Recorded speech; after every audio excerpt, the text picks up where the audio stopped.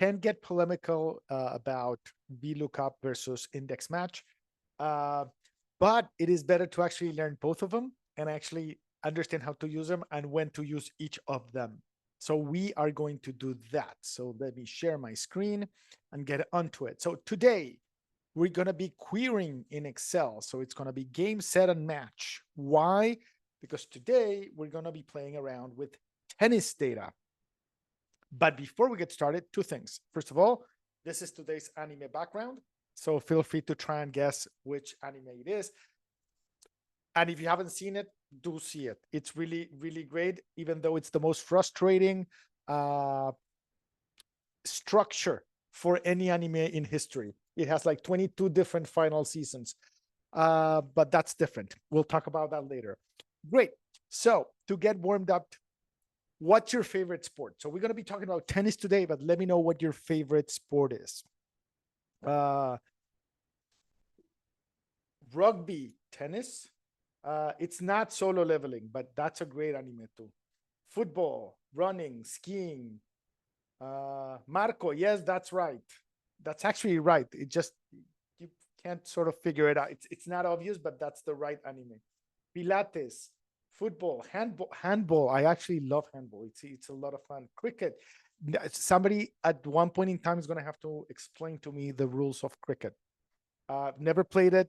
I tried to see a match once and I didn't understand it. So uh, it happens. Cycling, volleyball, chess, badminton, football and swim, soccer. Don't call it soccer. Come on. Uh, Football. Call it football. That's what most of the world calls it. Or as a friend of mine used to call the other ones should be called hand egg ball because they sort of use the hands and it's sort of an egg and they throw it around. So no reason why they call that one football. So great. Today, nonetheless, we're going to be talking about tennis, but let's talk first of all a little bit of why working with statistics and understanding data and analyzing in sports is actually very important. First of all, it actually provides us with insights. So insights are always important. And when it comes to sports in particular, it actually allows us to understand or have an idea of which player we should play at one point in time, which teams we're good against, which teams we're bad against, etc. So we can actually understand performance both individually and as a team. That also allows us to evaluate strategies, and it allows us particularly to do some evidence-based decision making. And this one is important. This phrase right here is very important. Evidence-based decision making. Most of the things we do as data analysts is we're trying to get some data to show it to people so that they can actually make decisions based on the data, on reality, evidence, not just because they feel like something's going to happen or because something is better. Because we know that these tend to be better decisions down the run.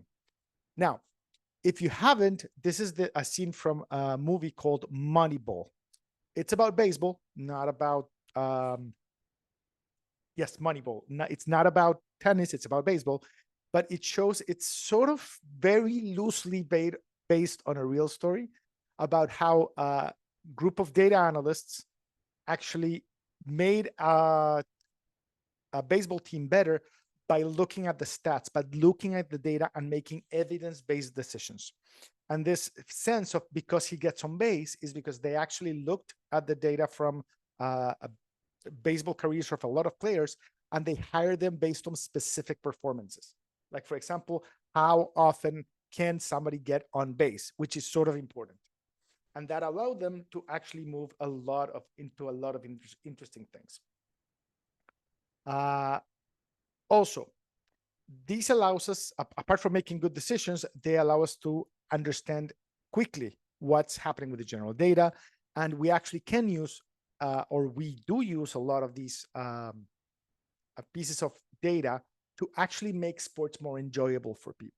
So for example, batting average in baseball. So whenever a player comes up to the bat, we tell the spectators their batting average, which makes them think, oh, he's going to hit it, he's not going to hit it, etc. Yards thrown for in the sport that people in the US call football. First serve points in tennis, which are sort of important.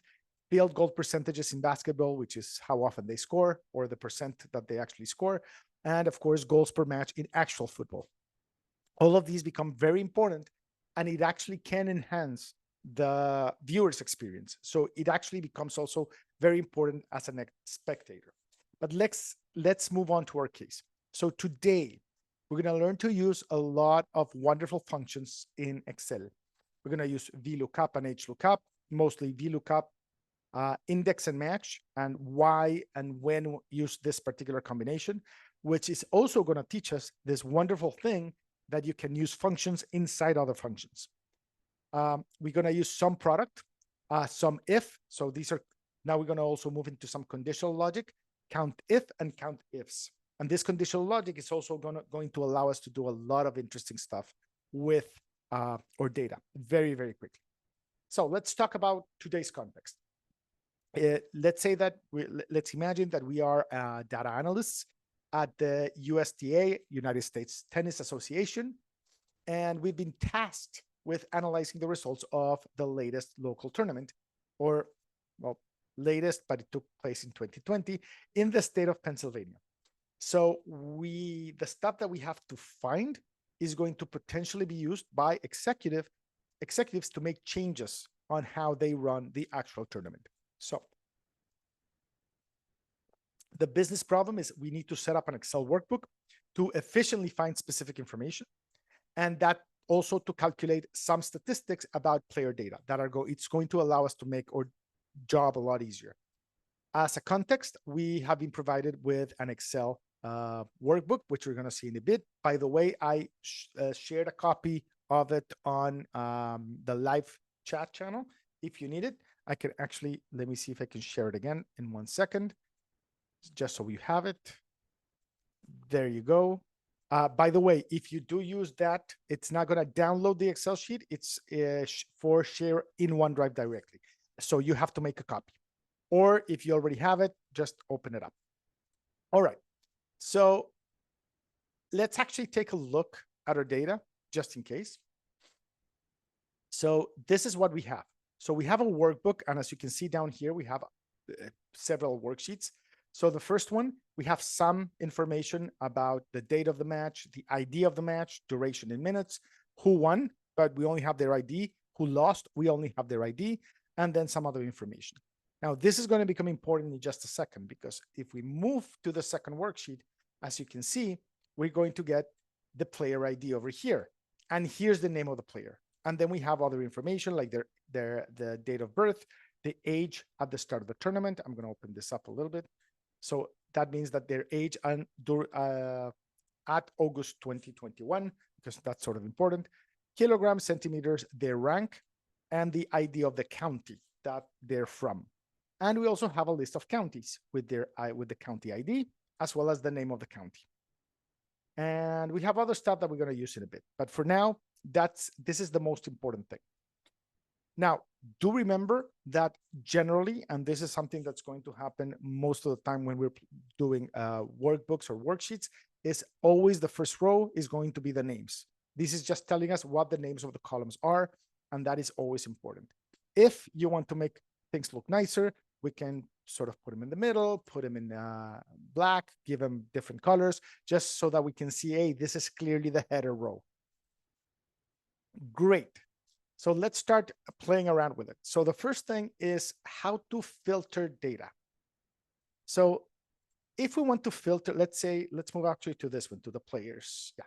So let's move to the players. And let's say that we wanted to filter some of them, or get some information on them, filter out some information. There's a few ways to do it. Probably the easiest way is we click right here on the corner. Let me actually, this is going to be challenging because everything pops up in the same place. So if you click on this corner right here, that actually, what that does is select everything, the whole workbook. So that's one way to do it. That's the fast way to do it. Let me delete everything. So if we click here, we select the whole workbook, or you can just select the columns that you want to filter out. And then we're going to come over here, and you're going to see this little button that says sort and filter. All right. This is one way to do it. and we're going to click on that sort and filter button. And down here, there's a little, let me actually, so this one, see this one that says filter? That button, all it's going to do is actually create filters for all the columns that we selected. So when I hit this is what's going to happen. No, revert. Thank you. And what's going to happen, as you can see now, this little thing popped up. See this little, this little down arrow popped up. And that is going to allow us to actually filter things inside that particular column. So here's one example. Let's say that we wanted to filter out our table and we only want to see players that are over 30. So as you can see, there's some of them 31, 32, this was 29. That one should get filtered out. So would this one, etc. So this is a quick way to do it. Oh yeah, I can go back. Oh, let me actually go back a second. So again, if you want to open up the filters, so what we're going to do first is we're going to select all the columns that we want to filter out or the whole worksheet. Either way works. Gabriela, it doesn't let you edit because you're opening my file. So you actually need to make a copy of it so you can edit it. Because if I let you edit my file, it's going to get really messy today. So again, we either click on this corner over here to select everything. So that's option one, like this, or we just select the columns that we want. So to select them all, just click on the first one and then just drag your mouse all the way to the column that you want to select and let go of the mouse button. All right. Once you have selected the columns that you want to filter, you're going to go to this button over here. So it should be in the home. So make sure you're in home and look for sort and filter. You're going to click sort and filter, and you're going to click on this option over here. So this option is going to open up the filters for every column that you picked. So I'm going to click on that. And as you can see, this, let me check over here, this little arrow thing popped up in every single column. Not in just in one of them, but in every single column. Okay. Yes, the shortcut, you can use Control, Shift, and L, and it's going to do the same thing if you want to do it fast. Now, let's see how we go. Yes, that's the one. So here's an interesting thing that might be happening. So you can actually see this. Let me actually select it. See this little down arrow over here? So we have two options. I can use the single line ribbon, which makes everything smaller. And that's fine if you already know what all these little things mean. But if you don't, my suggestion is, wow, that actually moved very much. So click here if you have this type of ribbon. Click on this little arrow and select the classic ribbon. That's going to help you see everything much more clearly. Yeah, this is Excel Online, by the way, just in case. It's just a matter of how we're looking at the ribbon at one particular time. All right, so let's actually, let's filter out, and let's say that I want to get rid, or I only want to see the players who are 30 and over. So this is probably the easiest way to do it. You're going to go over to this little arrow, the one in the age column, because that's the one we want to use, and just click on it. And that's going to open this up. Now you have a few options. One of the options is to actually just, deselect everything and then select one by one everybody that's over 30. That's one option. The other one is you can click here where it says custom sort, and you can say sort by, well, this is going all the way there. Sort on, oh, no, this is not it, sorry. Not the custom sort. So we're going to come here, number filters. And you're going to click on greater than, and you're going to pick, well, yeah, if I do 30, by the way, if you do 30, it's going to pick everybody 31 and over. And then you're going to click OK. And as you can see, everybody on the list now is 31 or over.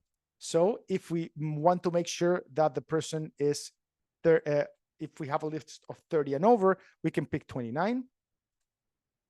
Or we can do greater than or equal and do 30. and click OK. And that's it. That's how you filter out all of the players that are 30 or older. So, yes, you can. Well, what are you using COUNTIF for? That's a good question. Yeah, you can count them if you want, or let me see if that's popping up over here somewhere. Give me just a second. So here's a very, very, very short. This is fairly new, and what I mean by fairly new is a few years, maybe 10 years or so. So if you want to count them very, very quickly without having to do any formulas, just click on that column, and this is going to pop up down here. So you get a few things down here. See this down here? So here's the count. Now, very importantly, that actually includes this one. So you have to remove the header column. But there's the count very quickly. You actually get the average and you get the sum also very quickly just down here. So you don't actually have to do, I mean, if you want to practice your functions, that's great. So here's, let's do a quick exercise, quick question.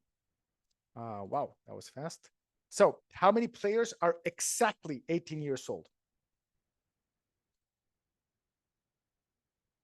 That was fast. See, everybody's so very ahead of me today. Wonderful.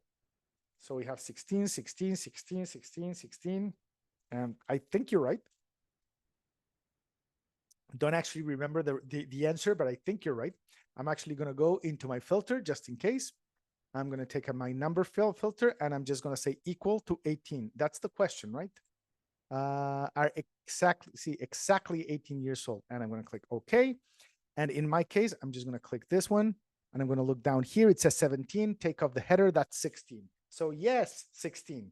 Oh, remember, if you're using this technique of looking at the count here, that count includes the header. In other words, it includes this age, this first row. So we need to take it off.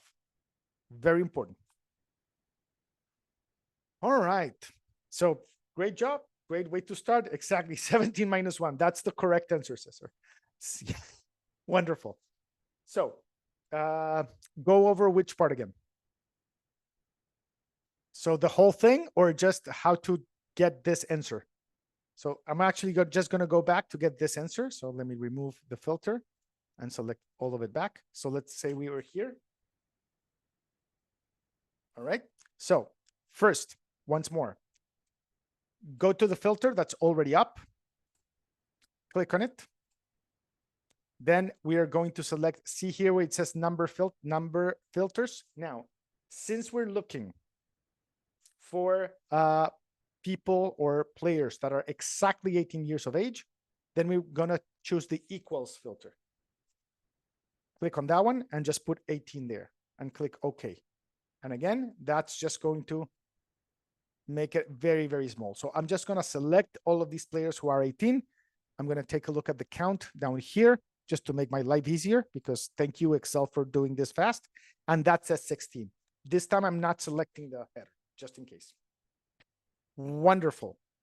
So now that's all clear. Let's actually get started on the first part of the VLOOKUP versus match index conflict. So VLOOKUP and HLOOKUP. So these are two, actually this one in particular, this one, VLOOKUP. And you'll see that this is the same, just horizontally.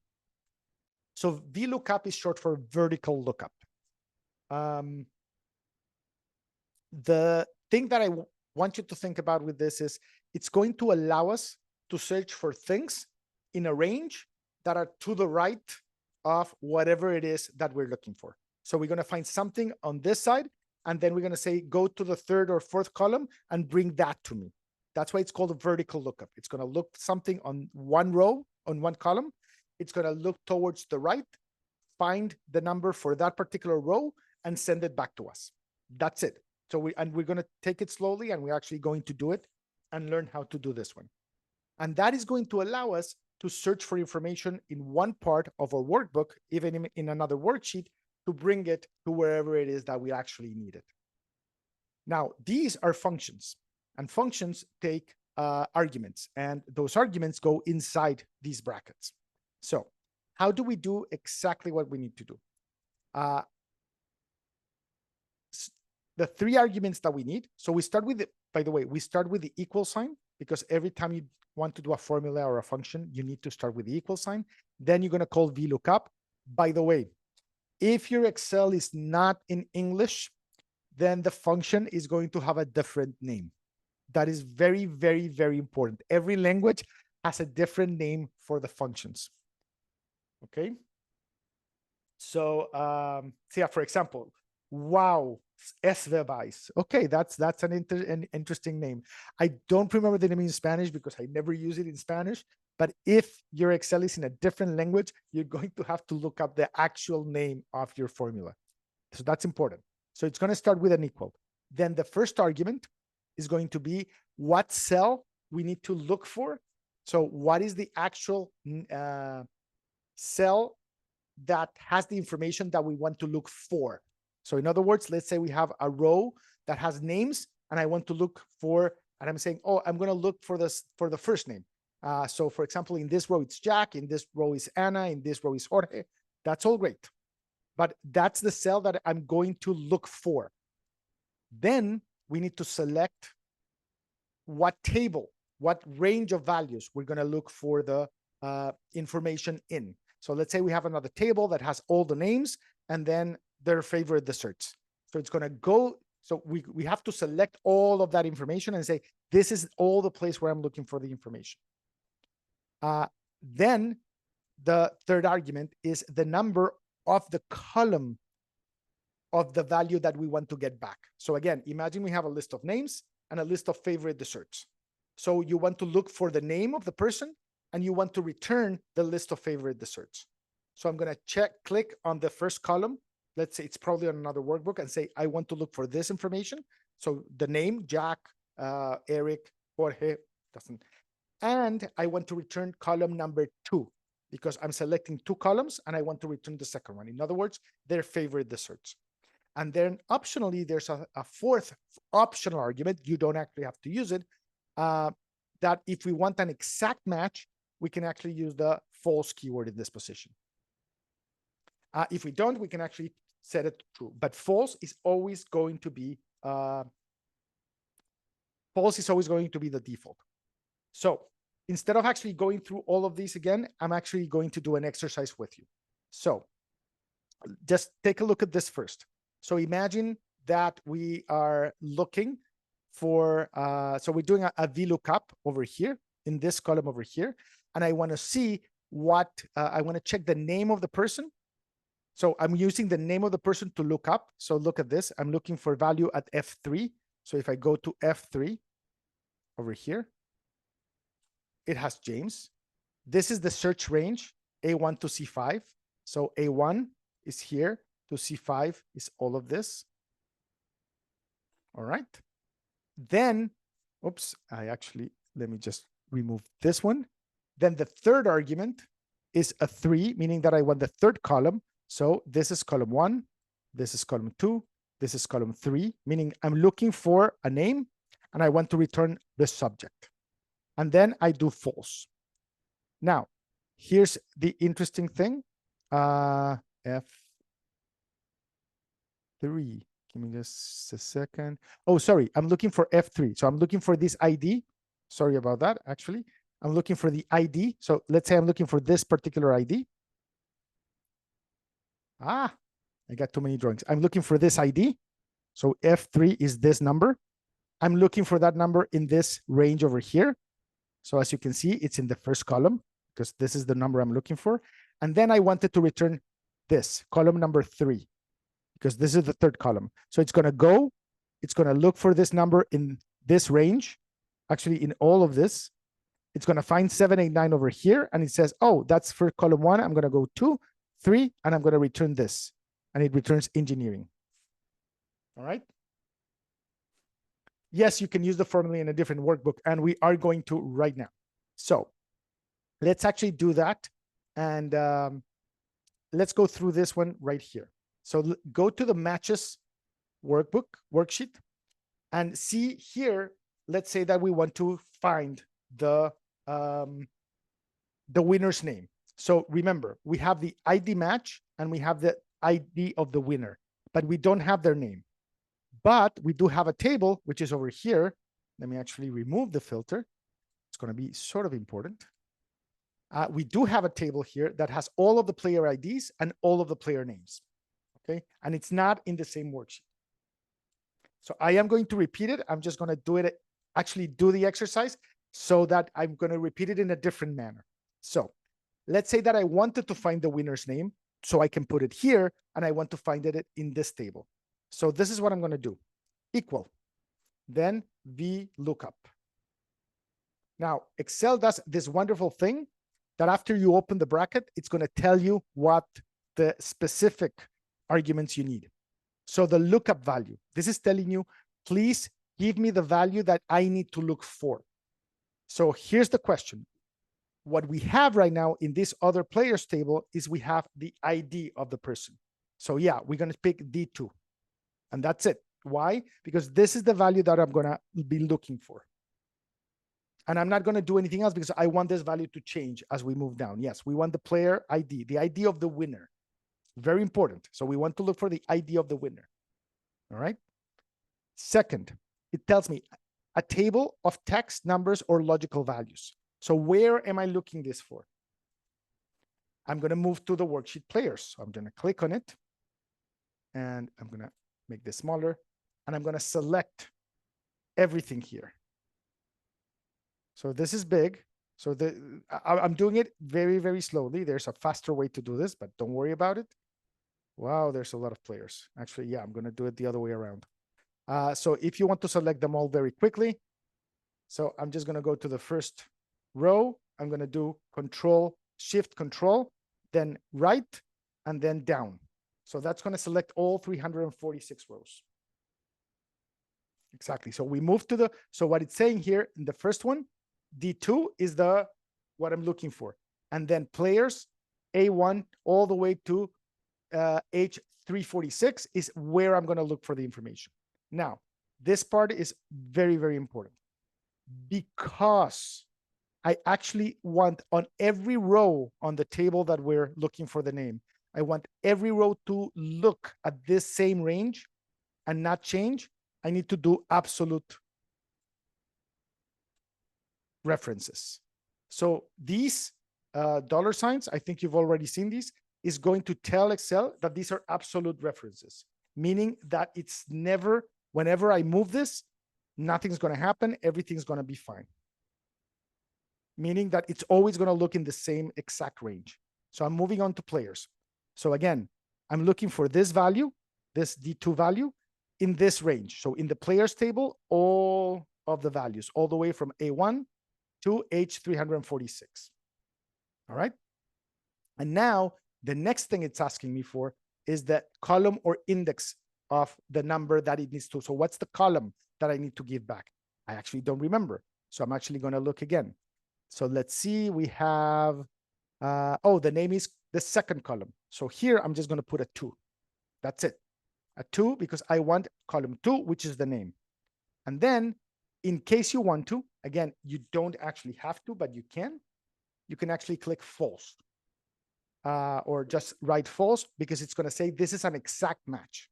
If I don't put it there, it doesn't matter because it is going to be the default argument right there. And once you're done with that, so I'm going to move 1 second to the players table. It should bring back the name of this player because that's the first one, James Spears. So 1414970, 14970 is James J. Spears. So it actually worked. All right. And once you're done with it, now the important thing, as I told you, these have to be absolute references because, oops, I always forget that happens. When I copy this to the next row, I actually want it to look in the same range. If I don't put those absolute references on the range that I'm looking for, then we are going to have a problem because it's actually going to it's going to start moving the range. So I'm going to miss what I'm looking for. So that's a lot of questions. Can you show? Yes. Yes, I'll show you again in just a second. So what if we put true rather than false? That's a great question. So true means that it's going to be an approximate match. That's all that it means. So most of the time it's going to come back correctly, but you may get an error if you are looking for an exact match. Now, in this case, there's probably not going to be an issue, but in some cases there is. So most of the time we actually want an exact match. That's the only difference. Now, what happens? That's another interesting question. What happens if here we put B2? So B2, first of all, it's going to give me an error, see? Because B2 is something else.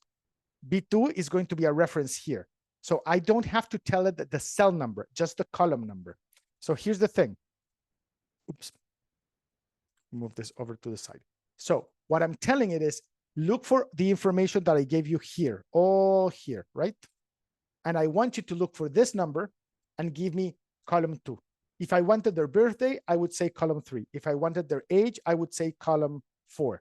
Now, I could actually do the same thing by just picking up these 2 columns and forgetting about the rest, because the idea that I'm looking for is here and the name is here, and that would still work. Okay, so shortcut for selecting a range. When you're selecting a range of too many there's too many rows or too many columns, you can just go to the first cell, click Shift and Control at the same time. And then in my case, I'm moving to the right first, so right arrow. And that's going to select everything up to a white cell, to an empty cell. And then I'm going to select down. And that's going to select all the way down up to an empty cell. And that's it. So again, we just did this first VLOOKUP. So let's actually go very quickly through it once again. So this, this is going to be the same thing. So I'm actually doing it on the second column because it's the same formula. So as you can see, it's looking for column D in this case. So it's looking for this ID number. It's going to go into the players table, look for that ID number here, which I believe is this one, and then is going to bring back. So it's going to look for that in this whole range of values, and it's going to bring back whatever is in column 2. In this case, the name Brent, if I'm not mistaken. Yes. And same thing for everything else. So again, as you can see, this is 14970, which is James. This is 14970, which is also James, because it's the same player. Same player over here, and so on. And now I already have the name of the winner. How to select the table of players only. So how to select the table of players? Okay, let's actually go over here just one more time. So I'm going to go VLOOKUP. So again, the first thing is, what am I looking for? I'm looking for the ID of the winner, then comma, then what is the table that I'm looking for, or what's the range of values or the array? So I'm going to go to the players table, click on the first column, Shift, Control, left arrow, then down arrow, which is not working now. Thank you.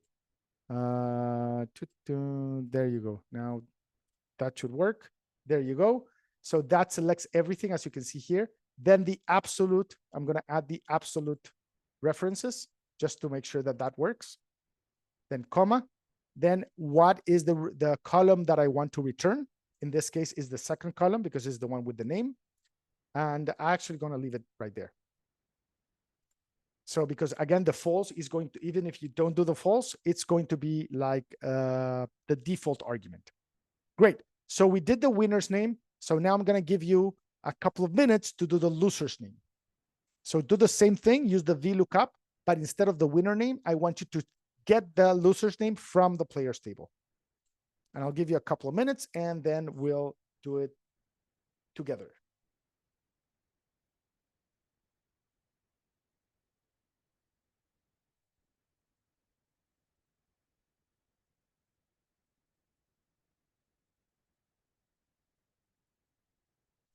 Yeah, if you don't write false, so again, writing true means that it's going to find something that looks like it. So you might get some wrong results.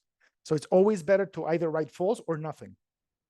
So false means, in this case, in VLOOKUP, false means that the match has to be exact. So in other words, it's going to look for the number 14970 exactly. True means that it's going to look for something that looks like 14970. So if it's 971, 972, 973, it might pick it. So most of the time you want to write false or just leave it empty.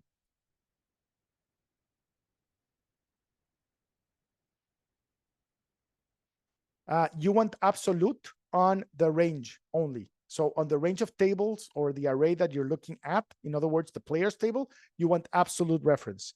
On this one, on D2, on what you're looking for, you want a regular non-absolute reference.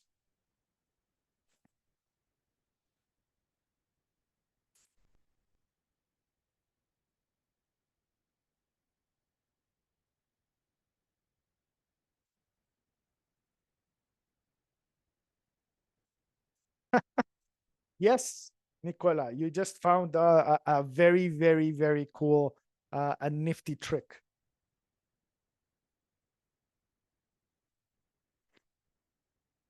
All right, so several ways to do it. So Nicola actually found a very nice trick, and because this one, D2, is not an absolute reference, and the ID of the loser is right beside the winner number, just one column to the right, if I actually copy this over to the losers, I actually do get the name of the loser just by copying it, because this one switched. So D2 became E2, but everything else, because it's an absolute reference, did not change.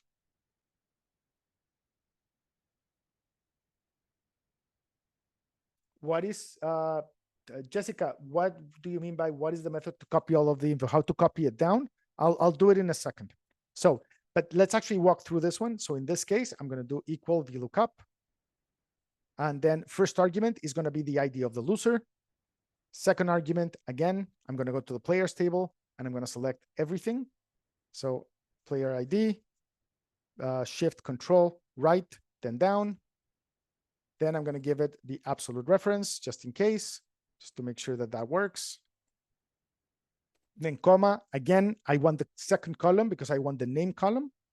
And I'm going to write false because I do prefer to be a precise match. And I get Bradley D. Peace. Now, the way to copy quickly all the way down, very, very fast, is go to the bottom right corner until you see this plus sign and double click on it. That's going to copy down all the way to the first empty cell. So it's going to copy. So as long as your rows don't have any spaces, it's going to copy it all the way down. All right. So now we learned how to do VLOOKUP. That's wonderful. That's the first one. That's an important one to copy. We already did that one. Now, other ways to search. Now, VLOOKUP, so HLOOKUP does the same thing, but instead of looking for information in a row and returning a column, it looks for information. So information in a column and returning another column. It looks for information in rows and returns a different row. So that's it. So it's just like switching it to the side. But most of the time, that doesn't actually happen. But again, HLOOKUP is just that. Instead of looking for a value in a column and returning another column, it's going to look for a value in a row and then return another row. Nonetheless, VLOOKUP has one small problem. If we have time today at the end, I will show HLOOKUP. It's going to look weird, but I'll be happy to do it at the end of the lesson. So one of the problems with VLOOKUP is that it has one slight disadvantage. If for whatever reason, let's say that instead of looking for the ID and then returning the player's name, if I had this table, I was looking for the name of the player and wanted to return the ID, VLOOKUP is not going to work. So VLOOKUP only works when looking for information to the right of the information that we look for. So we can look for 14970 and return James or anything else here. But if I'm looking for this, I can only return the values on this side. So if I'm looking for the name, all I can get back with VLOOKUP are these values. So if I need to go the other way around, so again, if I want to look for this and return this, VLOOKUP will not work for us. All right? That's very important. So we can actually combine a couple of functions and make it a lot more flexible. Yes, we can swap the columns, but if we needed to look for something else, and I'm going to start a war here about what's better, VLOOKUP or match index, we're actually going to use a combination of functions. The first one is called index and the second one is called match. This one is going to look for the index of the value that we're looking for. It's going to return an indexed value, and this one's going to help us look for that particular index. So how does this one work? So again, index is going to give us the result of a value in a range, giving a range and position. So let's actually, I actually had something over here to search and I can't find it. It's all right. So let's actually try something interesting over here. In here. So index.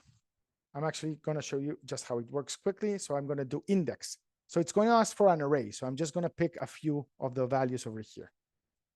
Generally, we want these values, just like we did with VLOOKUP, to be absolute, because we always want to look in those. The second, it's asking for a row number. So I'm going to give it, row number 6. And finally, it's going to ask me, so what's the column number that I want to return the information? I'm going to say county name, so it's column 2.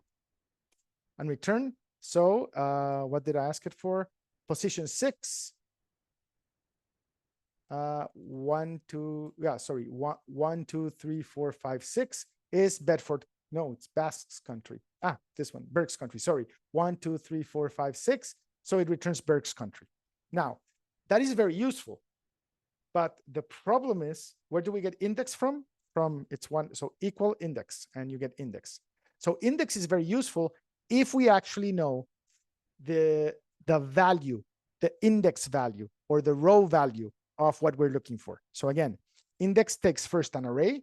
So this time I'm going to do just 1, 2, 3, 4, 5. So imagine I'm just looking for this array over here. Again, absolute values just in case. Then comma. Then it's going to ask me for a row number. So let's say, I want row 2. And then a column number. I want column 2. So all this is doing is going to, on that range that I pick, is going to go to row 2 and column 2. Now, again, that works. That's going to return Allegheny County. Why? Because row 2, column 2. So that's great if I know the exact precise location of something. But in most cases, we don't have any idea. And that's where the match function comes in. So let's actually look how match works. So when I open match, it's going to say, what's the value that you're looking for? So match, I'm going to say, I'm looking for Berks County. That's the value that I'm looking for. Then it's going to say, what's the lookup array? So I'm going to say, all of this is the lookup array. Okay, comma. And now it's going to ask me if I want an exact match or if I want a different match. In this case, I'm going to do a 0. I want an exact match. And I'm going to hit enter. And I got an NA. Why did I get an NA? Where's my error? That's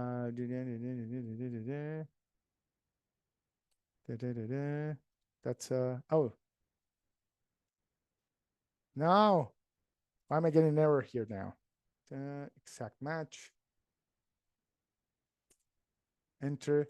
I'm having one of those days. Wonderful. Look up array. A2, B2. Is it not finding it?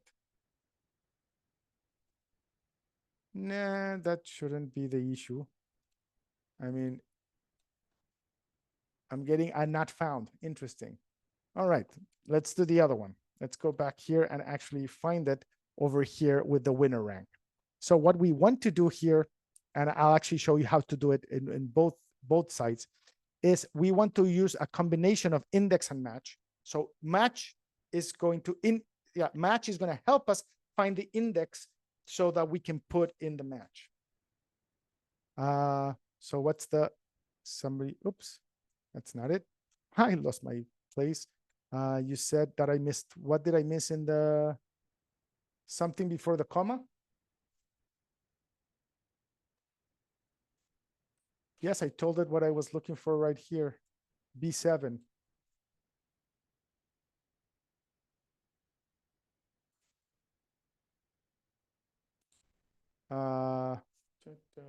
B7 space. No, that shouldn't make any difference. Spaces should not make any difference at all. Oops, 0. It's okay. Don't worry about it. Let's actually do the actual exercise. It's going to help us a little bit better. So let's actually go over here in our matches, and let's do a column called winner rank. So what we want to do over here is find the rank of the winner.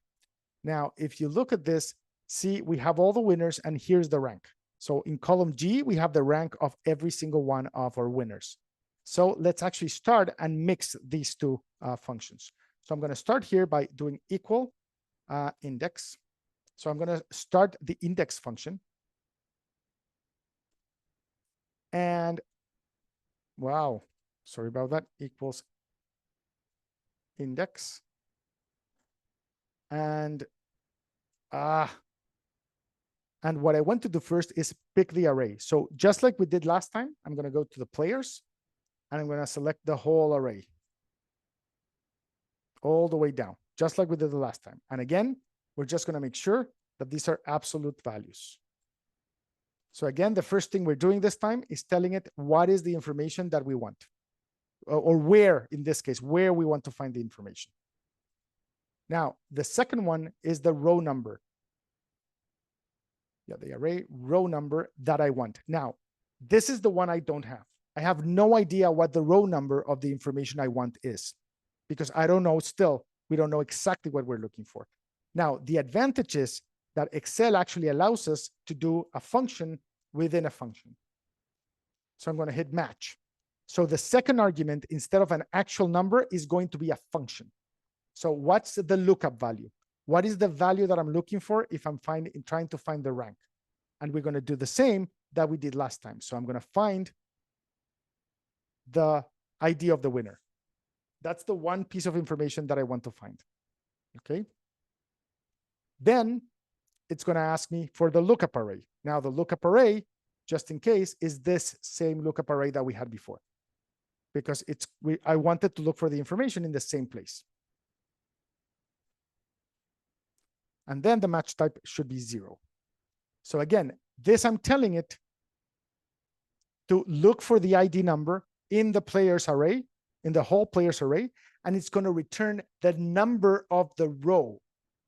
And that is going to get entered into this index formula.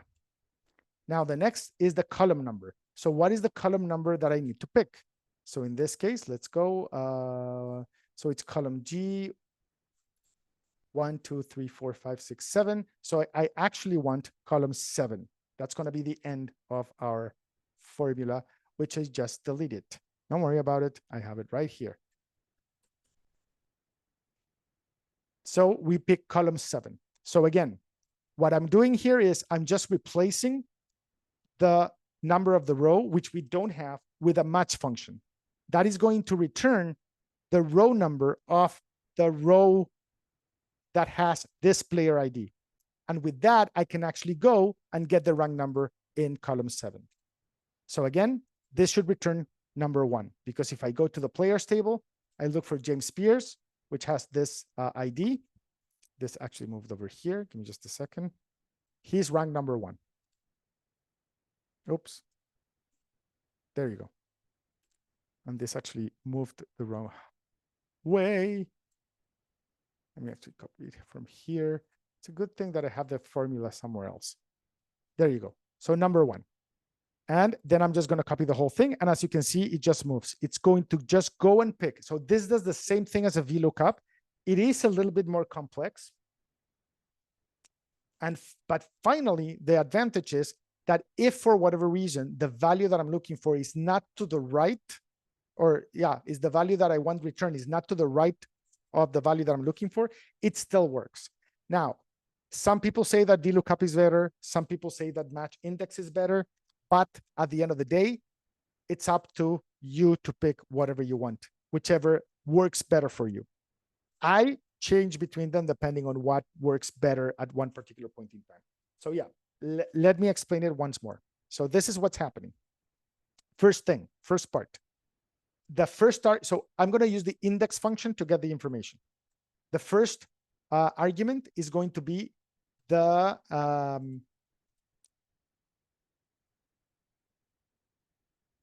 value, where am I looking for that information? what is the range of values?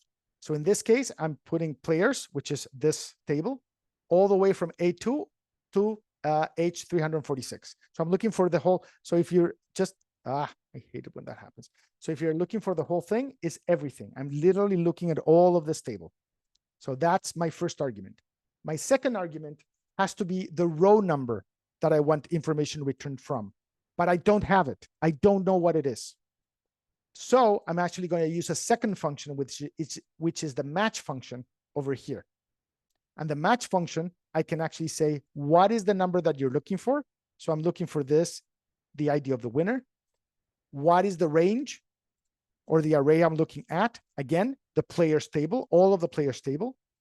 Then then a 0 for an exact match. Then I close the match. And that, what it's going to do is going to return, very particularly in this case, it's going to return, let's say, yeah, this one. It's going to return the row number where it finds ID 26820. So if we go here, 26820 is row number 3. So all that's happening here is that the match function is going to get replaced by the number 3, because that's what it's going to return. And then 7 for the column that I'm going to find. So index, it's going to search everything. Then the match function is going to return number 3. So it's going to go, oh, I'm looking here, go to row number 3, then go to column number 7 and return that. And it's going to return that column in particular. Do an example that VLOOKUP cannot do. Yeah, sure. Let's actually, this is going to look weird for a second. So I'm going to take this and I'm going to move it over here. All right. So now weird things are going to happen. So as you can see this VLOOKUP doesn't work anymore. It got messed up. But look, our index match still works. Why? Because it's still going in here. It's still finding the information. And because the information is to the right, index match doesn't care. So that's the power of VLOOKUP, just to make it a lot easier and faster. All right, now it works. And that's it. So depending on where the information is, we can actually choose to use one or the other. So let's actually do this exercise. I'll give you probably like 3 minutes. Then we'll go through it together and then we'll take the break. So try and fill out this one, the loser rank. So you already know the winner rank. I'm going to leave actually going to be nice. And I'm going to share the formula that we did for the winner rank. And now you get to find the loser rank. So that formula is not going to work exactly, but you might want to try and use it.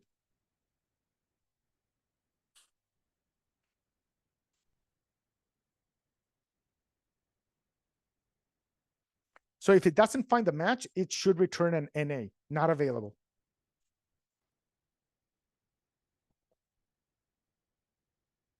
So for example, let me play with this one right here. If in this case, I say, instead of looking for D2, look for 521. So this value doesn't exist. So this is what it returns. It's going to return not available.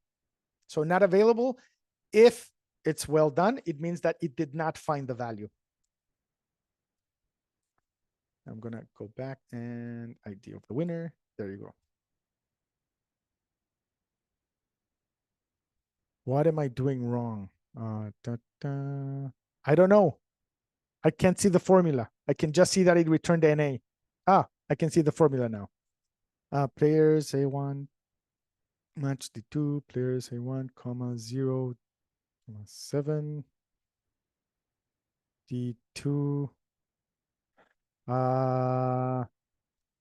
Interesting. D2, no, that's right. Match, that's a comma, that's the right place.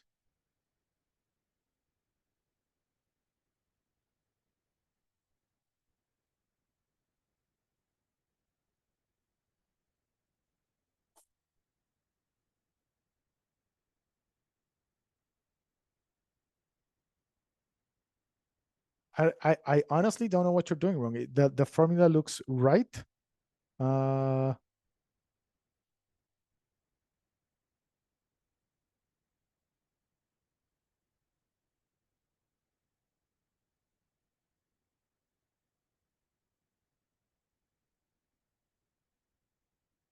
It happens. Interesting. And yeah, yes. Okay. Array in index match formula could also mean the column you intend to return. Array in index match, well, you have to have at least two columns whenever you're using both VLOOKUP and or array index. Sorry, or match index, because you want what you're looking for and what you want returned. So here's the formula for the winner. This one right here. It's actually, I see, this is one of the things I hate. I can make this bigger, but not the formula. So the formula is right here. Is this one up here.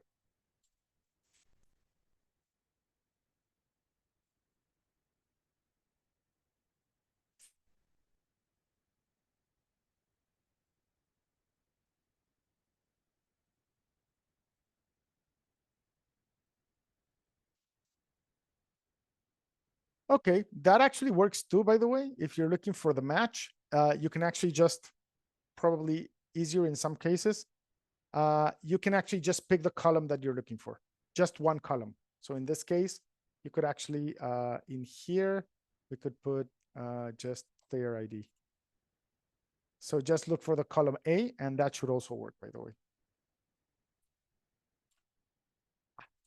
Actually, A1 to A346.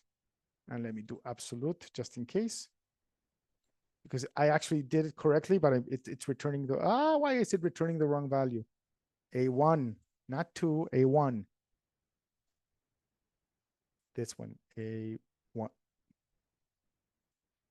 Interesting. I'm getting, there's no A0. Huh. A2, actually, yeah. Yeah, that works.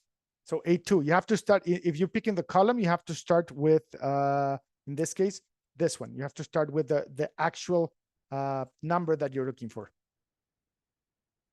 All right, so let's actually do it over here on the loser rank. Let's just run it again, just in case. So we're gonna do match. No, oh, sorry, index. So index again. Now we're going to select the, what's happening to you? Now we're going to select the range. So we're going to go to players. I'm going to select everything. No,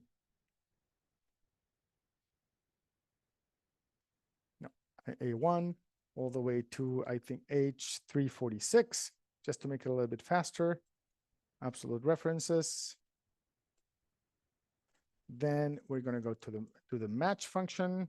The match function, I'm going to pick, you know what? I am just going to pick A to A. Oops. Yeah, I'm just going to pick the column A. I'm going to do absolute referencing as well, just the column. Then I want the value, in this case, where was it? Yeah, let me do that. That's going to be a mistake. Oh,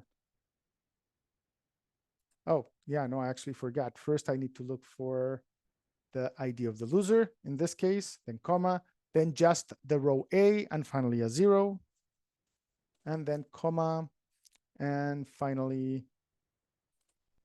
I need to return the column 7, which is where we have the loser rank. So again, we just go through everything. Just remember that this match is just returning something that is going to help us find the information that we want. So that's the cool thing. And again, we're just going to copy it all the way down. So if you need this, let me just copy it over on the chat. No, index doesn't have to be an approximate match. It's always, so because remember, the value that you're looking for, it's either approximate or exact. Most of the time we want to find exact values. There are some uses to finding approximate values, but you want to find, in this case, an exact value just in case. All right, so we're just on the hour. Please feel free to keep dropping the questions. I'll do my best to answer them. And and we'll take a 10-minute break. How's that, Jorge? So that you can go get some coffee, breathe, and we can come back and do some other cool functions. All right, that was a lot of questions. And yes, so match index can get a little bit complex. So my suggestion is go through the lesson again, go through it slowly. It takes a while. This is the first time you're seeing it, and Excel can get quite unwieldy, especially when you're using more than one function at the same time. No, don't stress out. We're all learning. I had a ton of trouble learning how to use a lot of these functions at the beginning. So just keep going at it, and it's going to become second nature. I am trying to get to all of the questions. I think I got through most of them during the break. But if you have more questions about it, and remember, if something's not working, share a screenshot or share the code so we can take a look at it. It might be just something as simple as a typo. It happens all the time. So moving on a little bit from, and we'll get back if we have any issues and people typing just in case. There's other functions that we're also going to use that are also incredibly important when we're doing all kind of analytics. And those are aggregation functions. So for example, you have functions that you've already used, like the sum function and the average function. So now it is my utmost pleasure to introduce to you the sum product function, which is not the easiest function to understand or use, but it is a wonderful, wonderful function that we can use for a lot of very important things. Now, what exactly is a sum product? So what it does is it takes two ranges. So imagine one column of numbers and another column of numbers that are the same size. So two numbers and two numbers, or three numbers and three numbers. And it's going to calculate the products of the corresponding cells in each range. So the product of the first cells, the product of the second cells, in et cetera, et cetera. And then it's going to sum up all of these products. So maybe to take a look at it, let's actually make a couple of ranges. So if I do here 1, 2, 3, 4, 5, 6, and then I'm going to do equals sum product. And I'm going to do the whole range. And it's going to return 21. So anybody, any idea what this formula is doing right here? This sum product formula? Let's actually do this. This is the cool thing. So I'm going to do this times this. Then I'm just going to copy it all the way down.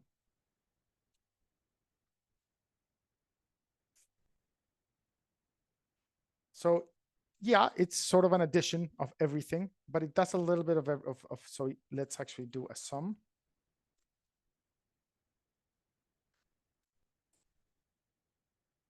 Yeah, this one's summing up all together. I'm actually probably using it. Give me just 1 second. Where was it? Yeah, sorry, it's two ranges. Sum product. So this is going to be range 1, comma, range 2. That's the one I missed. And now we get 32. So any idea what sum product is doing? So what we're doing here is we're giving it two ranges. Range 1 has numbers 1 to 3. Range 2 has numbers 4, 5, 6. What do you think this one's doing? Now it's going to work. There's a reason why it's called sum product. So more than that, it's actually, I'm going to do it, sum, oops, forgot the equal sign, sum 1, 2, 3. So what it's doing, it's taking the first number on the first cell, multiplying it by the second number, then the second number on the first range, multiplying it by the second one, and then taking the first number of the first one and multiplying it by the second one. And then it's summing all those up together. So literally, this is just the same as doing multiplication on every row, and then summing it up all together. So there's an interesting thing we can do with this, which is called to calculate a weighted average. So weighted averages, we'll get into SUMIF in a bit. So weighted averages are a little bit of an interesting concept. So probably whenever you were in school, and this is something that it's very common in school. You get, let's say you get a 100 on one quiz, you get a 90 on another quiz, and you get an 80 on another quiz. But the three quizzes don't have the same value, do they? You know, one may be worth 20 points, the other one was maybe worth 10 points, and the third one was worth 50 points. So that's what we mean by weighted averages, meaning that every single one of those quizzes had a different weight, although you still got a number from 1 to 100. So actually, let's give you an example. So let me actually just clear. So let's say that you had exams. So exam one is worth 20 points, exam 2 is worth 30 points, and exam 3 is worth 50 points. So you get 100 on the first one, you get 90 on the second one, and you get a 70 on the third one. So how do you calculate exactly what did you actually get? What is your final value? So in this case, you know, this values are out of 100. So you could actually use something like sum product. So this is my first one. This is my second one. That gives me a very weird value, but it turns out that I can actually do this. I can actually sum the range of weights. So if I do this, divided by the sum of the range of weights, which is this one over here, that gives me the weighted average. Actually, it's the other way around, sorry. Divided by the sum of the weighted range, which is this one. So that means that at the end of the day, you got an 82. Why? Because this 100 is worth 20 points, this 90 is worth 30, but you lost 3 points, and the 70 is worth 50, and you lost 15 points because you got a 70. And that is how so this idea of sum of product divided by the sum of the weighted average, in this case, that's going to give you your final grade. So if these are the grades that you got, this is going to be your final grade. Okay, did not get at all. Okay, so again, let's actually go for it again. Let's say you got, you have, let's do this again. So let's say you have 3 exams. One is worth 30 points, the other one's worth 30 points, and the final one's worth 40 points. That's the same thing. So if you get a 100 grade from 0 to 100, you get 100 points in your first test. How many points did you get out for your final grade?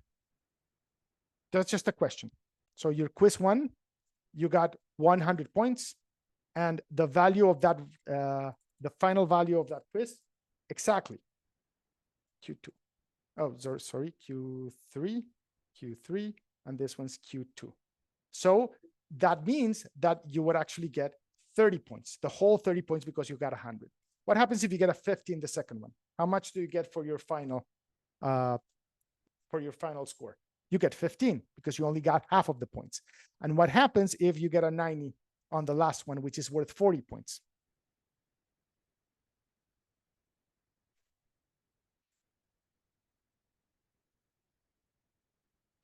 That one's harder, isn't it? So I'm going to calculate it. So final points. So this one are 30. This one would be, this one's, you get 15. And this one would be 36, by the way. So 90 points out of 46 is 36. That is correct. So the way you calculate this is you are just sort of multiplying these two together and they dividing by the weighted average, which is this one. So for example, 30 times 100 divided by 30. Let's see what's happening over here. Almost. You actually, yeah, that's not exactly it. But let's see. Your final grade should be this. So the sum of the points that you got. You should get an 81 as your final grade. So we can actually do the same thing with this sum product formula. So the sum product formula is going to multiply each one of these by each one of these. And then we're going to divide that by the sum of the averages, which is this over here. So this formula does the same thing that we did over here. And as you can see, we also get an 81. So what this does is multiplies this by this, then this by this, then this by this, and then divides by the sum of this. That is called a weighted average. Or in this case, this is called a weighted average. And we can get this, and this is important because a lot of the situations which we're going to be at, like for example, exams, like for example, the values of different tournaments in sports. There's investments that might have different values at the end of the day, different ROIs, and we want the weighted average of everything. So here's a question to see if you can use it. Just think about this formula. Sum product, two ranges, the two ranges that you want, divided by the sum of the range of weights. Okay, so think about it like this, and find the weighted average of the amount of winner serve points with the minutes played in each match as the weight. So let's actually go to this one. Where is it? It's here. So in our matches table, we have the winner serve points is column L.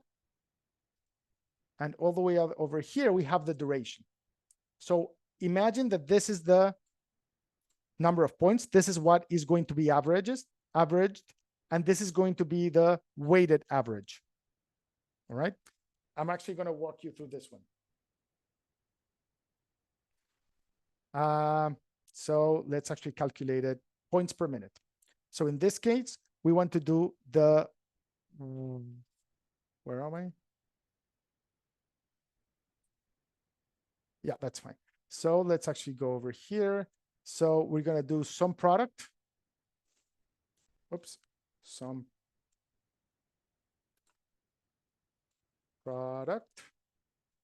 So in this case, we're going to start with what is it? What is the first range that I want? Is the duration in minutes. So I'm going to take everything in this case. Let's actually do it like this. C to C, because that's the one that I want. And my second range is also going to be here, but it's going to be my L column. So L to L, this, I'm actually just not naming the rows. It's just going to take anything that it can find in that row. Of course, in this case, only numbers. And this, I'm going to divide by the sum of the weighted averages, which is C, which is this one again.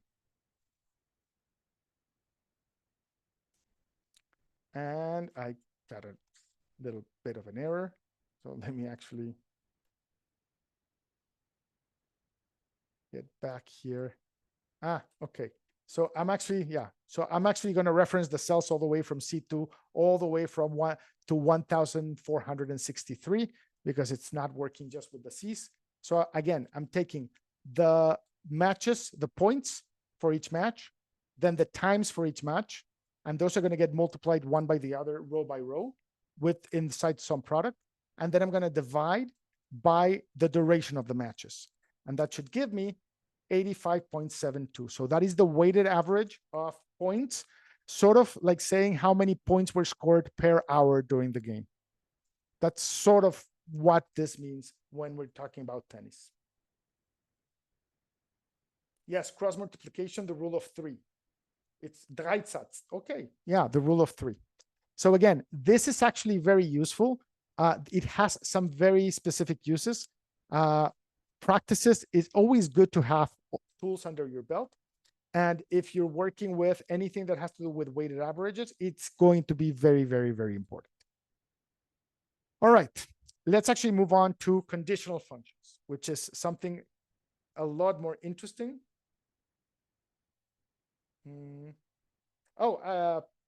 Pankaj, yeah, we are actually doing exactly that. AB divided by B. It's just the range of A times the range of B divided by the range of B, or the range of A, depending on which way you look at it. But it's the same thing.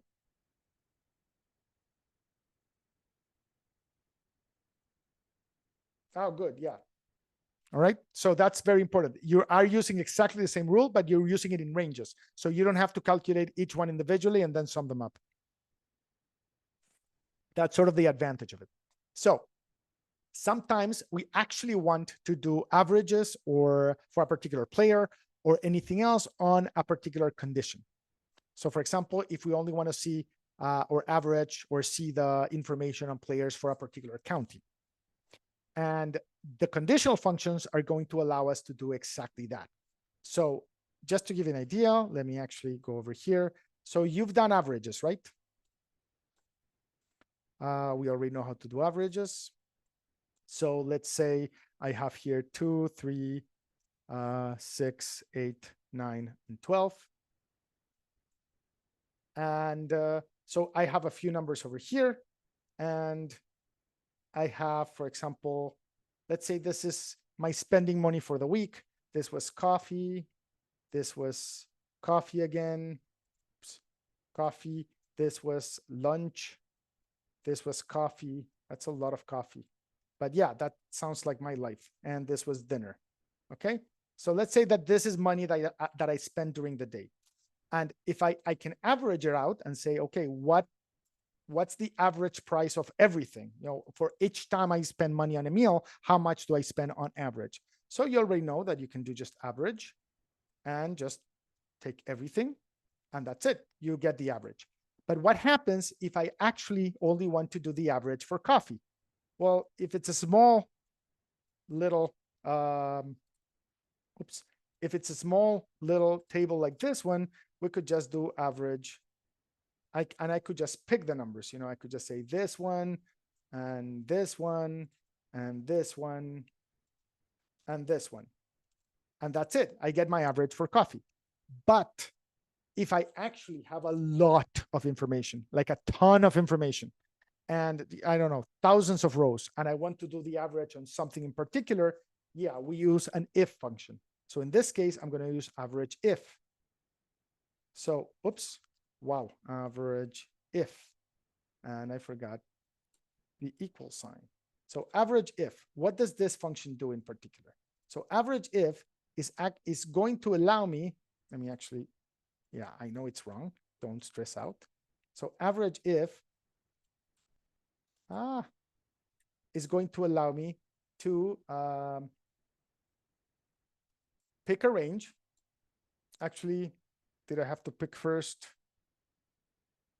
Give me just a second. Where's my helper function? There we go.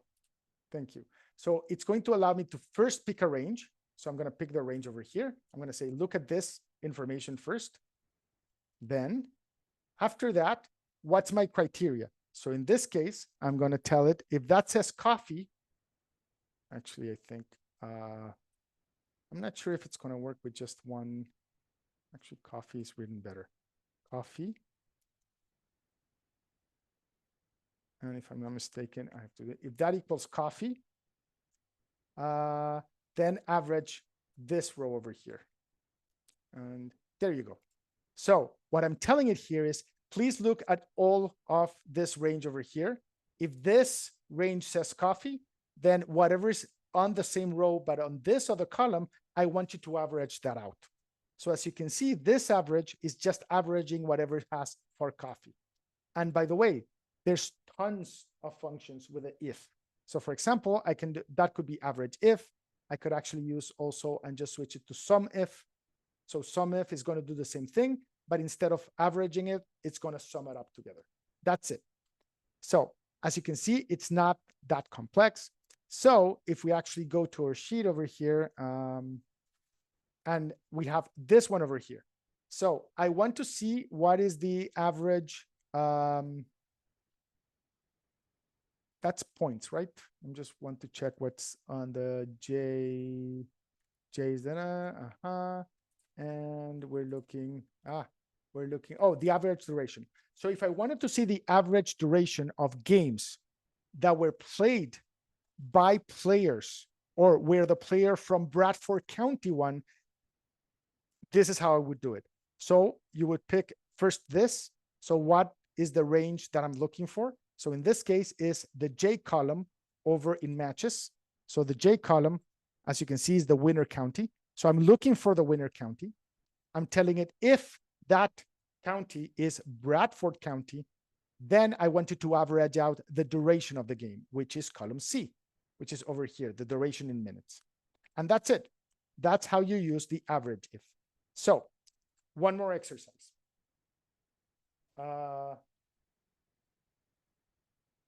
So this is what I want you to do. I want you to check and see what is the average duration of the game where the winner of the, I'm too fast, sorry.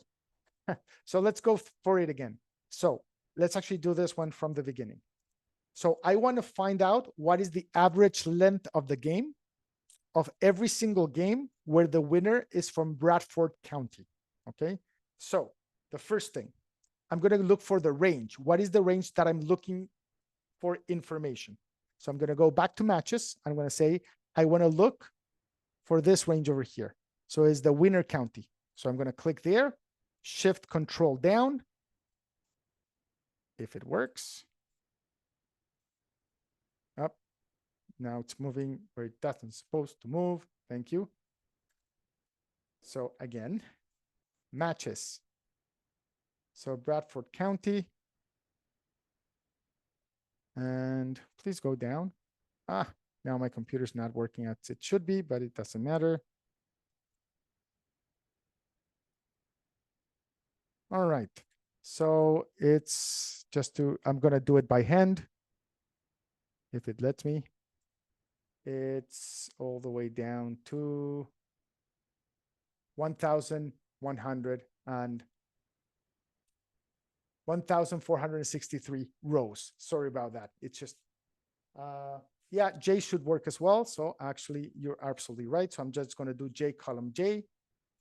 And then I'm going to ask it, what is the county that you're looking for? What's the information that you're looking for? So very important, because it's text, use quotes. In my case, it takes double quotes. Depending on how you have it set up, it might be single quotes.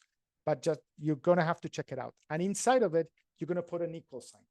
That is telling you this is equal to what I'm looking for. All right. And then if that particular row says Bradford County, what is it that I want to average? So in this case, I'm going to average, again, the C row. So C column C. All right. And that should give you 119. So I'm going to copy this formula over to the chat so you have it. And I want you to do the same, but in this case, I want you to find the average of the match when the winner was from Fulton County instead of Bradford.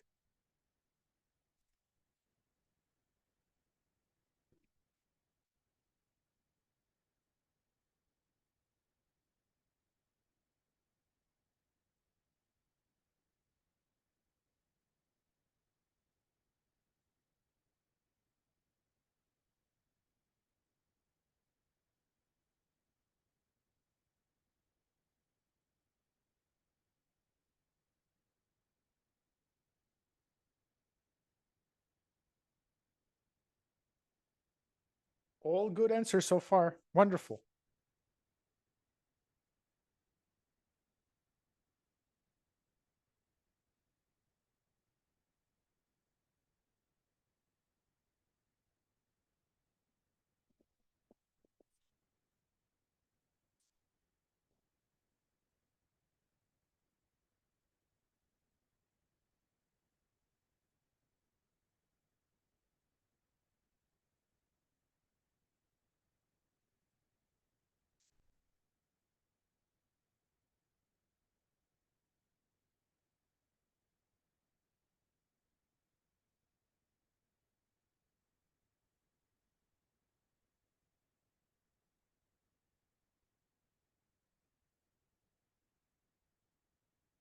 About 30 more seconds.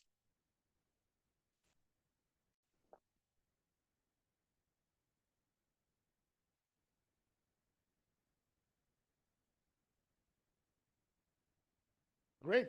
And that's it. That's exactly how you use average if. So let's actually do it. So equal average if. So again, first we pick the range. So we go to matches. In this case, we want the duration in minutes. So, oops, no, that's not the one that I'm looking for. Sorry. We want where is the name of the counties. In this case is J. So I'm going to go over here, pick the J column, but in this case, I'm just going to do J column J just to make a little bit of a shortcut, just not to have to pick the whole row. Then what's the criteria? Again, in quotes, in this case, it's just going to be Fulton. Fulton. And I forgot the equal sign, very important, equal to Fulton, close. And then what am I averaging? So the last is whatever range of values I want to average. And in this case, I want to average the duration in minutes, which is column C. So C colon C, and close it up. And I got something wrong. Let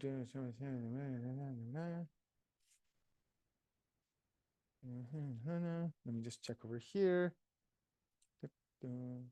That's not the one. I'm going to do a little bit of a shortcut. Average if Fulton. And I'm getting an error. Anybody else getting the same error? CC. So this one's working. Is it not Fulton? Am I writing Fulton wrong? It's a good question. Fulton, Fulton.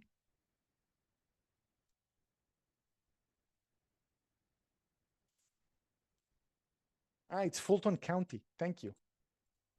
Thank you so much. Fulton County, like this, right? There you have it.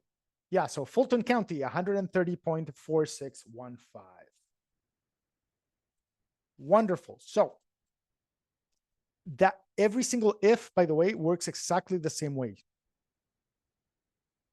Now, yeah, we just did that one. So there's a ton of conditional functions. So for example, sum if, so that sums something if there's a condition met. Count if also does the same thing. But then we have other interesting ones like count ifs. So sum if and count if works exactly the same way, and we already showed it over here. So, sum if works the same way. I can do the same, for example, instead of sum, I can do count if. So count if, count if, actually almost the same. I just have to remove the last part because count if is just going to count it if this particular part is actually working, if this says whatever I am asking for, so in this case, coffee, it's going to count it. If not, it's not going to count it. The second equal necessary, this one over here. So here's the thing. It should work without it. But generally, this equal is just telling Excel that it has to be an exact match. And sometimes it can get quirky with very close matches. But most of the time, it should work without any problems, without the equal sign. Now, the other formula, or the other variation of every single one of those formulas is the count ifs. Again, sum ifs, average ifs. So it's the same thing. Then if it's the same thing, the difference is that because of that final S at the end, you're telling it that there's going to be more than one condition. In other words, we can actually keep adding conditions. And in particular, Excel allows us up to 147 different conditional statements. In other words, we can give it 127 conditions. All right. So if we go, for example, count ifs, it's going to say, what's the criteria for range 1, or the range that I'm looking for, and what's the criteria. Second, the second criteria, and what's the criteria, and so on, and so on, and so on. Okay, very important. So we can just keep adding additional conditions. So, for example, this formula calculates the number of matches that lasted longer than 120 minutes, where the winner had fewer than 60 points. So if we take this one, let's actually copy it. Points per minute. No, that's not the one. Let me actually, do I have it over here? No, I don't. It's okay. Let's actually do it in this sheet over here. Here, contents. Great. So this one is specifically Number of matches longer than 160 minutes and fewer than 60 winner serve points. Okay. So sorry if that's a little bit long. Yeah, it's too long. Too long. So go back to normal. So again, more than 120 minutes and less than 60 points. Actually, let's do it like this. Points and more than 120 minutes. So, and that's not the one. So let's see how it works specifically. So this, what it's doing, count ifs, that's just the name of the function. The first part is what is the criteria range? In this case, matches CC. So I'm going to go to matches and look at the C column. So the C column is the duration in minutes. And that, because that's exactly what I want. So the duration is in column C, and I'm asking it to look for something that's bigger than 120. By the way, it does not include 120. Thank you. That's a little bit of dyslexic thinking happening. I have my symbols all the way around and less than 60 minutes. So I want my matches or the duration of the matches to be more than 120 minutes. By the way, this does not include 120. It's more than 120. And then I'm going to go to matches L. So my L column is the winner serve points. And in this case, I want those to be less than 60. And again, this is just counting them. So when I run this function, it's actually going to go look for those, and you should have an answer of 153. Too much math. 153 games where you had more than 153 games that lasted more than 120 minutes with less than 60 points. So one more question. I wanted to calculate the number of matches won by a player from Franklin County where the match lasted longer than 100 minutes and there were more than 80 serve points. So 3 conditions. Condition 1, from Franklin County. Let me just make sure that I'm writing it correctly because that's going to be important. Franklin County. So that's condition 1. Okay. Condition 2. What is it exactly? That the match lasted longer than 100 minutes. So condition 2 is the match has to be more than I forgot the number, more than 100 minutes, more than 100 minutes. And condition 3, there were more than 80 winner points. So condition 3 is that there were more than 80 winner points.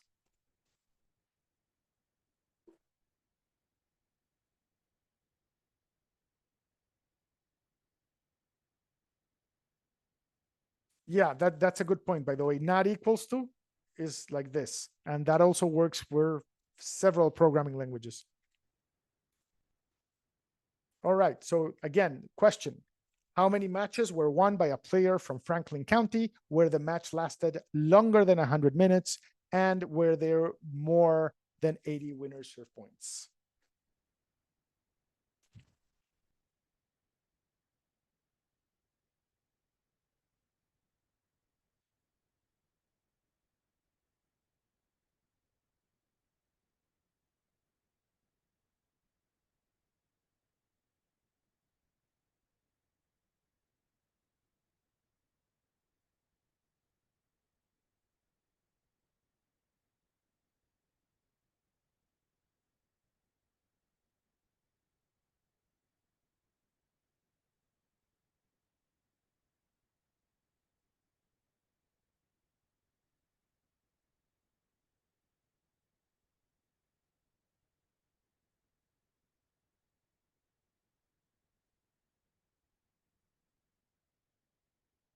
Simple. More than. And more than 80 points, right?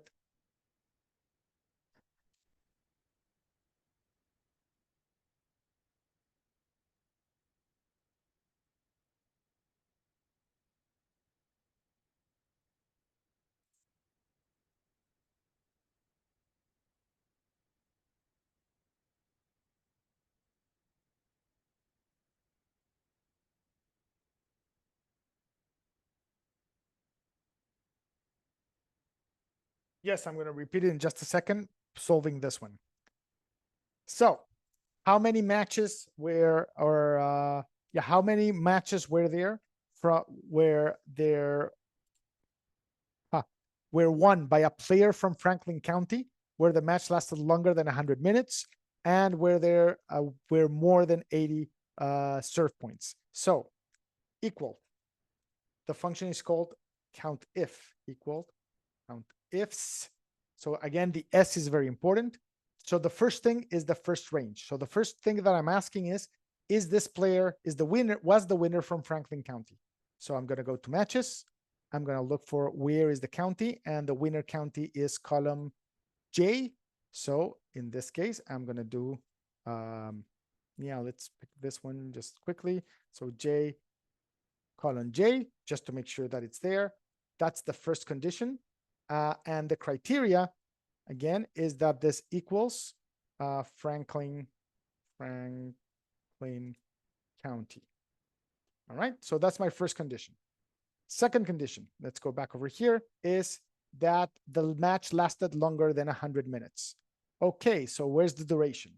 So let's go to matches. Let's look at where the duration is. And in this case, it's column C. So again, I'm just going to do C, column C, column C. That's the range that I want to look at. And that the condition in itself has to be that it's more than 100 minutes. So that's my second condition. And my third and last condition is, let me check again, is more than 80 points. So I need to check where are the points, and I move over here, and the points is winner serve points are over here. So my third condition is that column L has to be more than 80. Close and close my brackets. And when I hit enter, I get 7. So that means that there were 7 games won by players from Franklin County, where there were more than 100 minutes played and more than 80 serve points. And that's it. That's how you do your ifs. So you can add, remember, you can add up to 127 different conditions. And this is a very, very fast way to actually do a lot of calculations on things where you want those conditions. Now, there's much more information just in case for both HLOOKUP and XLOOKUP, which is very, very interesting. So my suggestion is go through that information. XLOOKUP is very interesting, but do get your VLOOKUP and your match index practice in before you go into XLOOKUP. So be ready for it. Before we end, I actually have a couple of questions for you, just to go through whatever we did again and just to remember a couple of interesting things. So here's a question. Can Excel functions be used as arguments in other Excel functions? True or false?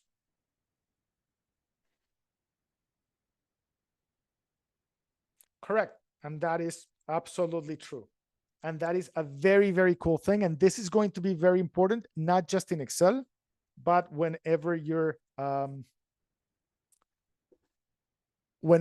actually doing any kind of programming. By the way, Rose, what is the difference between average if and count if? So count if is just going to count. So if you have 3 instances of coffee, the answer is going to be 3. But if one coffee costed 2 euros, the second coffee cost 3, and the third coffee cost 4, and you're doing average if, so if it's coffee, average the values, it's going to give you an average of the values for the coffee. So they take different arguments. So do pay attention to that. It's very, very important. All right. Second question. What is the correct syntax for a conditional argument for finding all cells within a range that are equal to Dade County? So which is the correct formatting?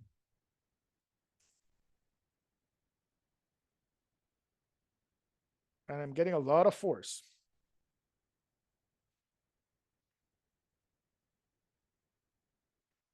And 1, 3. Interesting. So very important. Yeah, the answer is this case is 4. So again, there are instances depending on your settings that instead of double quotes, you might have single quotes, but most of the time is double quotes. and the equal sign should go inside the quotes. And finally, and there's no right one answer for this question. Yeah, you can also use it without equal sign and it still works. Why is querying data important? After today's lessons, why would you consider querying data important? To segregate data, to find the facts, yes. To save time, less manual work, finding information, yes. Save time. To extract information, yes. To summarize data. So here's an interesting secret. So why is summarizing data so important? Because that's what we do as data analysts. So one of the biggest things about data analysts is summarizing data so we can understand it better. So getting averages, getting medians, understanding trends, all those things we do by summarizing data, creating all kinds of graphs, which we are going to do, by the way. And that's going to allow us to understand it. And querying is going to allow us to get the data that we need so that we can analyze it better.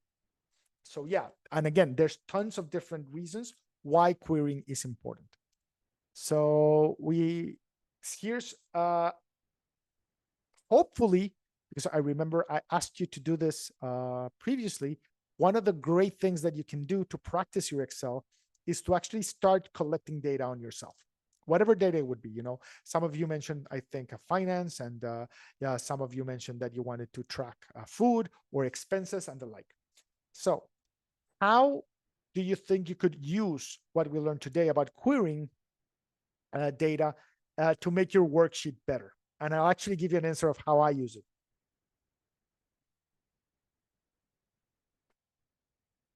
To filter, yes, definitely.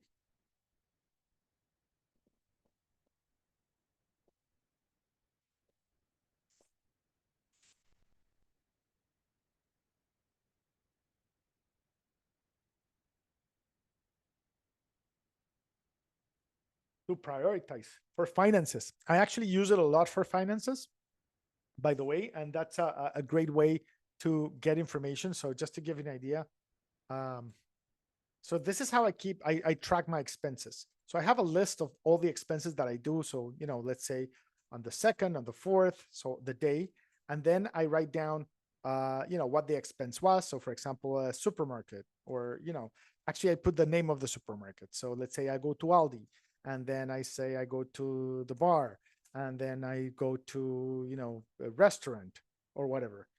And then over here, after I put I spent 25 euros, and I spent, I don't know, 10 euros, and I spent 50 euros because, restaurants are getting expensive. And then over here, I actually have a category. So for example, this one's market.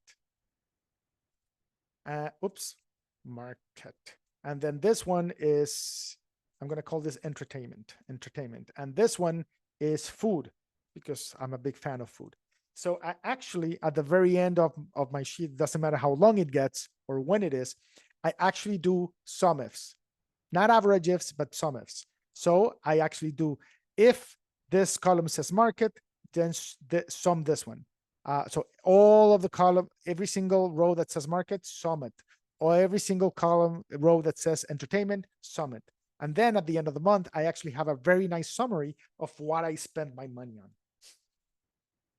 For finding new jobs, yes, also very good for finding new months. So if you're interested in querying and you like, for example, these conditional formats, by the way, I suggest you check out this nifty part of the Excel worksheet. See this over here that says conditional formatting? Check it out, because it allows you to create your own rules that are going to let you do things like, well, if this is happening, if this is over time, put it in red. If this is on time, put it in green. If this is finished, put it in green, and all kinds of formatting that you can do. It's a little bit more advanced, but it's really, really, really cool. And with that, if you have any questions, we have about 4 minutes left. I know you have a lot of questions. I know the first few times you use Excel functions can get really frustrating. That was my experience. But it gets better, and it gets easier, and it becomes really, really, really fun once you know how to use it. And by the way, once you sort of learn how to use a function, my suggestion is use it in front of other people. Once you use it in front of other people and they go like, oh, how did you do that? It feels really, really, really good. You feel like a magician or a hacker, depending on what you're doing at that particular point in time. So questions?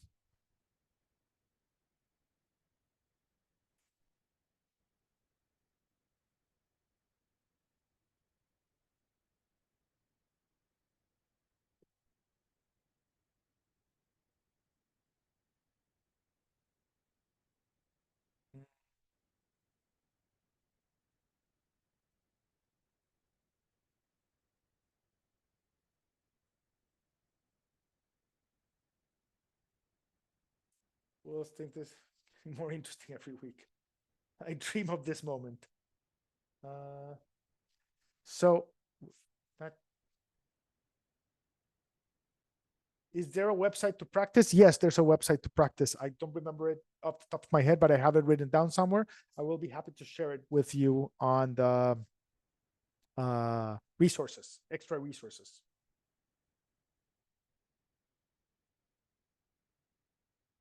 Yeah, Kaggle is great for finding data sheets, um, but I'm not sure if it's the best place to start to practice some of the Excel functions. Countifs, so it depends on the ifs. So some ifs, and so they all work sort of the same. The only difference with some ifs and average ifs is that the very last argument has to be what is the column that you want to either sum or average.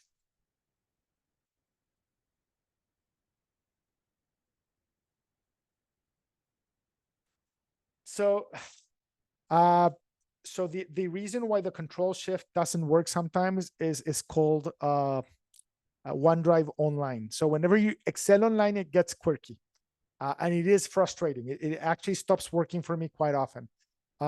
So even though it's great for learning and it's great that we have that tool. So for example, most of the time when I'm working, I'm actually using desktop Excel.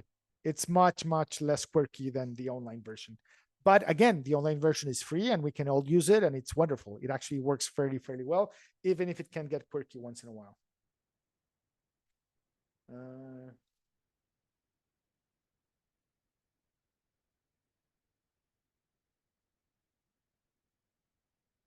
all right. Jorge, I don't know if you have any